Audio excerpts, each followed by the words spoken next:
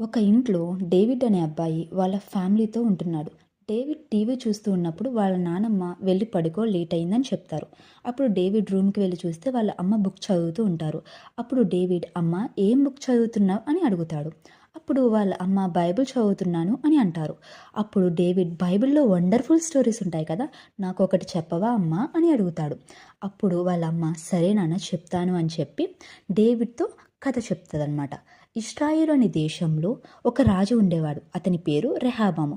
ఇతని తండ్రి సొలొమోను. సొలొమోను చనిపోయిన తర్వాత రెహాబాము ఇశ్రాయేలు మీద రాజుగా నియమించబడతాడు. ఆ తరువాత రాజు దగ్గరికి కొంతమంది ప్రజలు వస్తారు, వారి యొక్క కష్టాన్ని చెప్పుకోవడానికి. వారిని లోపలికి రమ్మని రాజు ఆజ్ఞాపిస్తాడు. వారు వచ్చిన తర్వాత వారి యొక్క సమస్య ఏంటి అని రాజు అడుగుతాడు.